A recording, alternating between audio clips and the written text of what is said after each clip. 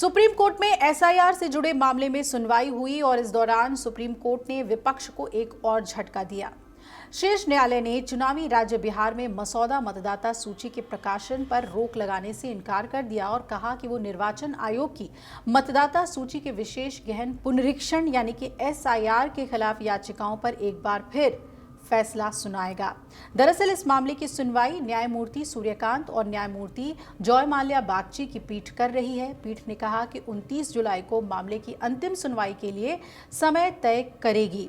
आपको जानकारी ये दे दें कि एक गैर सरकारी संगठन की ओर से पेश वरिष्ठ वकील ने गोपाल शंकर नारायणन ने कहा कि मतदाता सूचियों को अंतिम रूप नहीं दिया जाना चाहिए और मसौदा सूचियों के प्रकाशन पर अंतिम रोक लगा दी जानी चाहिए।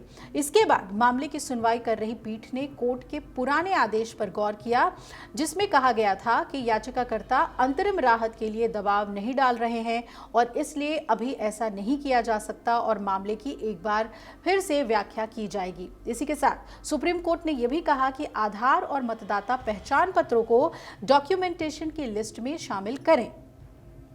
वहीं राशन कार्ड को लेकर कोर्ट ने कहा कि जहां तक राशन कार्ड का सवाल है, हम कह सकते हैं कि उन्हें आसानी से जाली तौर पे बनाया जा सकता है, लेकिन आधार और मतदाता पहचान पत्र की कुछ सत्यता होती है और उसकी असली होने की धारणा होती है। आप इन दस्तावेजों को स्वीकार करना जारी रखें। न्यायमूर्ति सूर्यकांत की अध्यक्षता वाली पीठ ने चुनाव आयोग के बहिष्कारपूर्ण दृष्टिकोण पर चिंता व्यक्त की। साथ ही कोर्ट की पीठ ने सत्यापन प्रक्रिया में दोनों दस्तावेजों को शामिल करने की आवश्यकता पर भी बल दिया है। कोर्ट ने चुनाव आयोग पर दबाव डाला है। न्यायमूर्ति सूर्यकांत ने कहा कि धरती पर किसी भी दस्तावेज को जाली बनाया जा सकता है। चुनाव आयोग पर यह स्पष्ट करने का दबाव डाला कि आधार और ईपीआईसी को पूरी तरह से स्वीकार क्यों नहीं किया जा रहा, जबकि पंजीकरण फॉर्म में आधार पहले से ही मांगा जा रहा है। अब कोर्ट में चुनाव आयोग ने क्या तर्क दिए वो भी आपको बताते हैं। सुनवाई के दौरान चुनाव आयोग ने तर्क दिया कि आधार नागरिकता का प्रमाण नहीं है।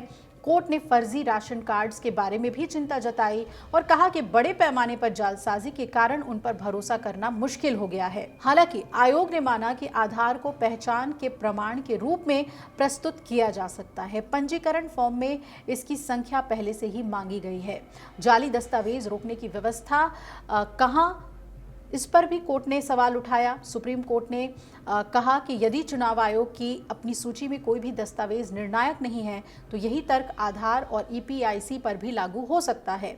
पीठ ने कहा कि अगर कल को आपके द्वारा स्वीकार किए गए अन्य 10 दस्तावेज भी जाली पाए गए तो इसे रोकने की व्यवस्था क्या है। बड़े पैमाने पर लोगों को शामिल करने की बजाय बड़े पैमाने पर लोगों को बाहर क्यों रखा जा रहा है।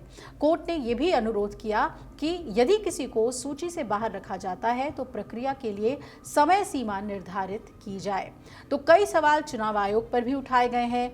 वहीं विपक्ष को भी जिस राहत की उम्मीद थी वो राहत तो नहीं मिली है, यानी कि बिहार में एसआईआर की प्रक्रिया पर रोक लगाने से तो कोर्ट ने मना कर दिया है।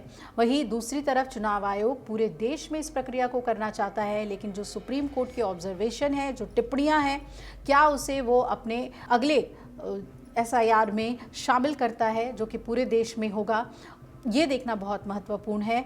और संसद में जो मांग उठ रही है कि इस पर चर्चा हो, वो चर्चा होती है या नहीं, ये भी देखना बहुत महत्वपूर्ण है।